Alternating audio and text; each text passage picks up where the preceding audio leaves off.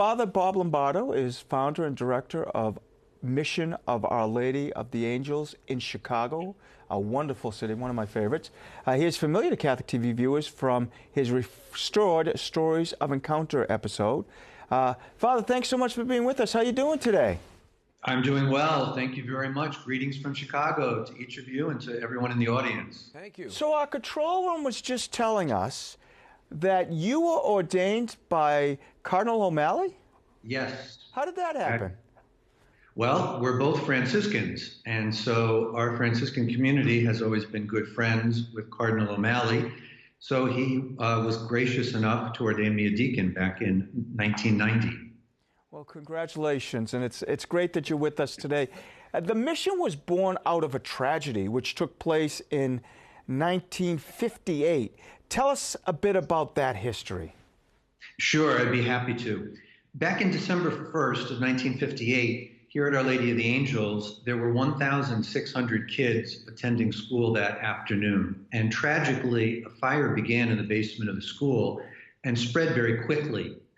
And though there were valiant efforts to save all of the faculty and students, that afternoon, 92 students and 3 Sisters of Charity of the Blessed Virgin Mary were killed in that fire, and hundreds were injured escaping by jumping out windows, smoke inhalation, etc. So it left a tremendous mark, not only on the Archdiocese of Chicago, but also on this whole Chicagoland area and beyond, because that fire was instrumental in changing the building codes to include sprinkler systems and non-flammable materials, especially in our school buildings.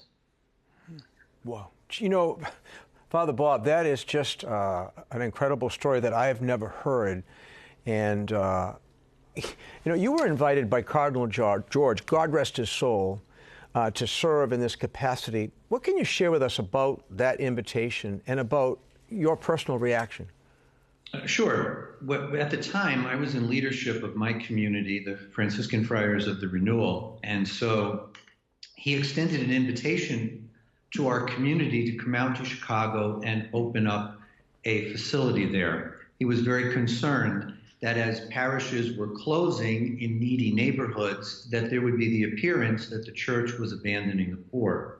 In our branch of the Franciscans, we live and work with the poor as well as do evangelical preaching. So we came out to explore, and that's how I met the Cardinal. But through a series of decisions of our community, the community felt very strongly that we should go to places where there's more of a shortage of clergy, and Chicago didn't fit that demographic.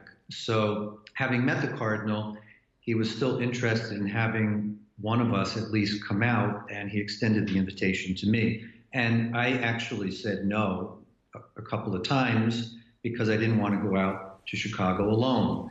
We are members of a community, and I wanted to make sure that I was giving good witness by living in community.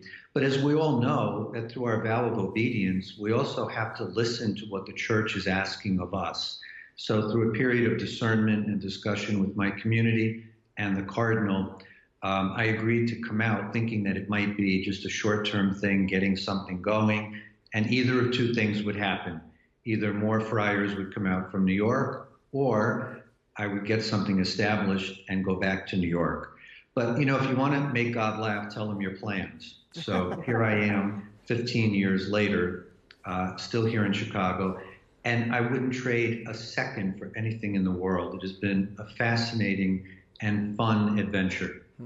Well, and here we are now in this pandemic.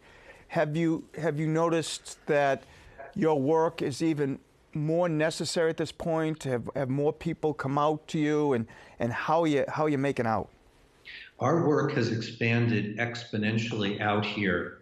Some of our work is closed down due to the stay-at-home order. So, for example, after-school programs, a lot of our preaching and retreat work had to be shut down temporarily.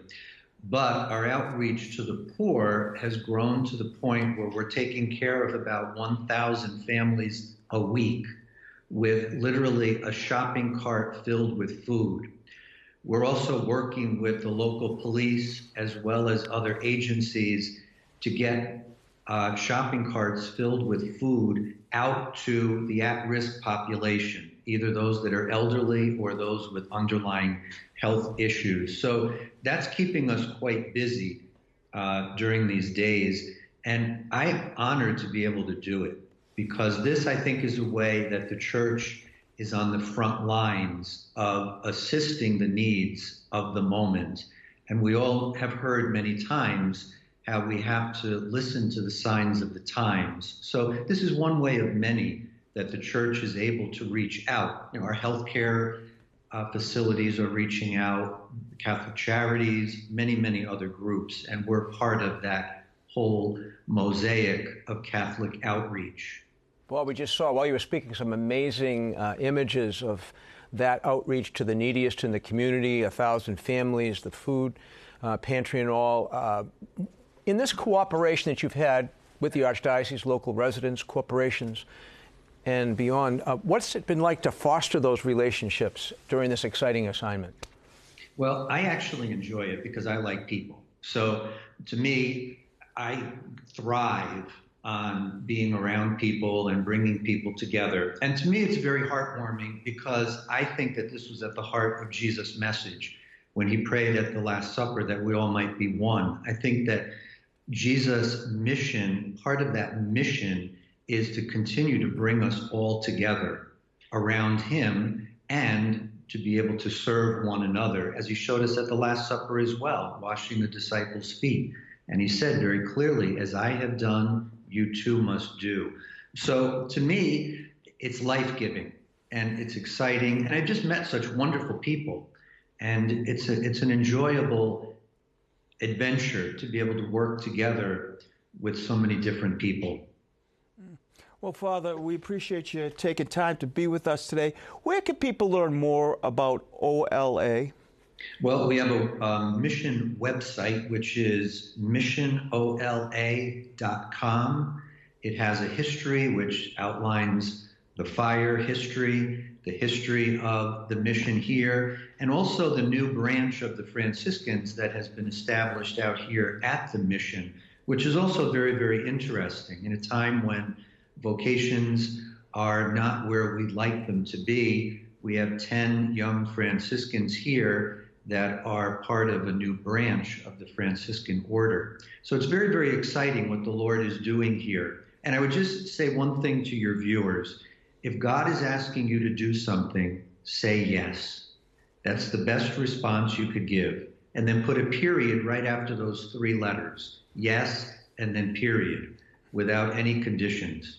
It's amazing what the Lord will do. Great advice. Well, Father, thank you so much for taking the time to be with us today. We appreciate you joining us and for all you do and all your volunteers do. Have a great and safe day.